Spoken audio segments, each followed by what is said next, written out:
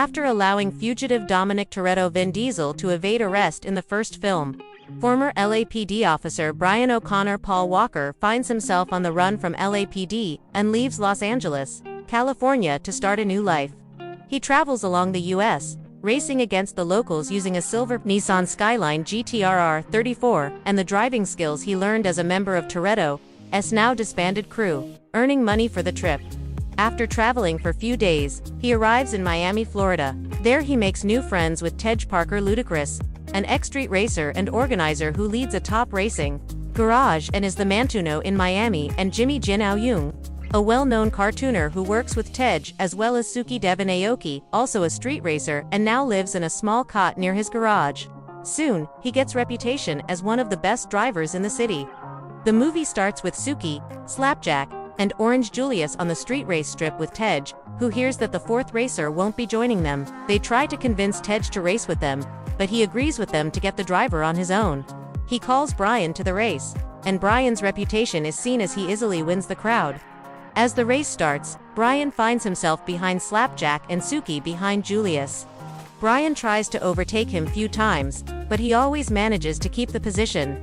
Brian passes him and jumps over the bridge set up by Jimmy, but Slapjack loses control and collides into a commercial sign. Meanwhile, Suki overtakes Julius at the last corner and manages to jump over, accidentally rupturing her front bumper, while Julius stops.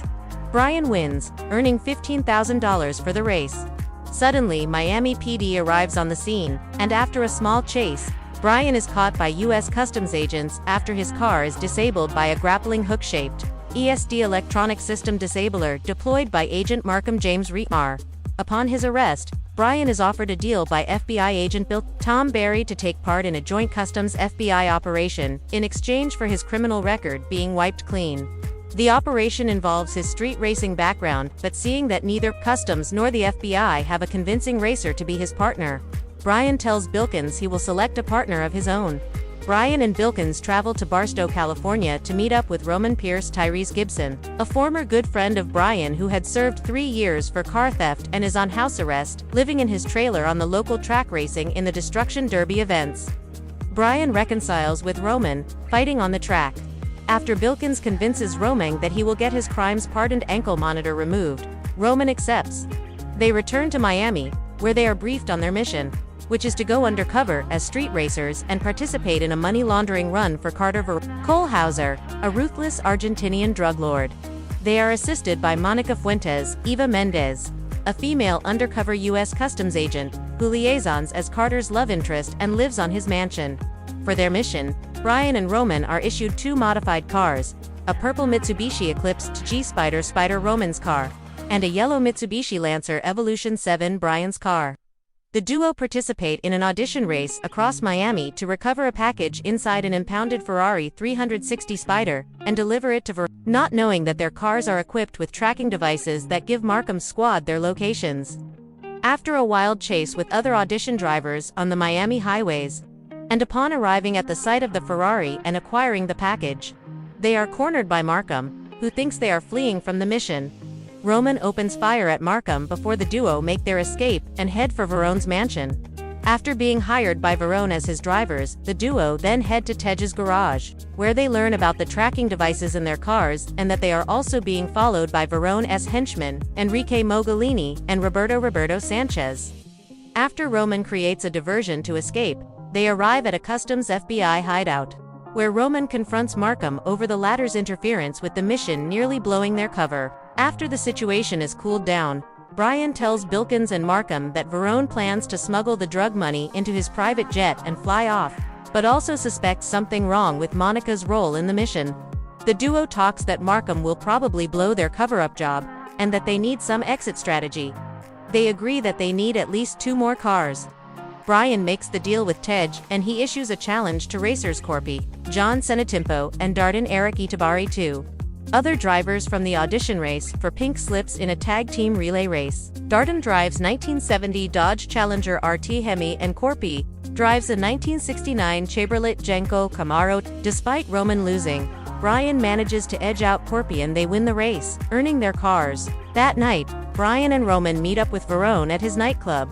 where Verone tortures Detective Whitworth, Mark Boone, Jr. with a rat into giving him a 15-minute window to keep the police away from their laundering run. They report this back to their superiors the next morning, but Brian suspects that this mission will go out of hand due to Markham's dislike of the pair, along with information secretly told by Monica that the drop-off point is at a secluded airstrip and Verone is to have the duo executed after the run. As a solution to these problems, Brian and Roman have Tej and his crew modify the muscle cars and have him get all the street racers ready for the next day. On the day of the mission, Brian and Roman begin transporting duffel bags of Verone's money, with Enrique and Roberto riding along. Before the 15-minute window is set, Whitworth decides to call in the police to move in for the arrest, resulting in a high-speed chase across the city. Brian and Roman lead the police to a warehouse, where a scramble by dozens of street racers disorient the police. Following the scramble, police manage to pull over the Eclipse and the Evo, only to find out that they were driven by Tej and Suki respectively. It is revealed that Brian drove the Camaro and Roman switched to his Challenger.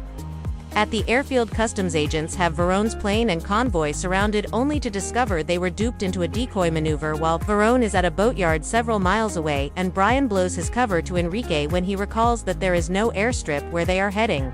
As he knew Monica was an undercover agent, he gave her the wrong information on the destination point. When Brian arrives at the intended drop-off point, Verone and Brian met, and he leaves with Monica as Enrique prepares to shoot him. However, Roman shows up and crashes his Challenger into the side of one of the Lincoln Continentals Verone was using, and Brian uses the moment and attacks Enrique. Roman throws Enrique out of the Camaro and knocks him out. Meanwhile, Verone makes his escape aboard his private yacht. Brian and Roman get into the Camaro, driving it off a ramp and crashing it into the top of Verone's yacht. However, Roman breaks his arm, and the vehicle is stuck. Brian manages to get Enrique's pistol and shoots Verone in the shoulder just as he was about to shoot them with his shotgun. Verone tries to grab the shotgun, but Monica takes it first, ending the pursuit and the mission. After customs arrive, they arrest Verone, taking the duffel bags of money, including the 3 bags they missed in the trunk of the Challenger. With their crimes pardoned, Brian and Roman ponder on what to do next, as Brian mentions starting a garage. Roman asks how they would afford that, and Brian reveals that he took some of the money, as Roman also reveals that his pockets are empty. Having taken some money for himself,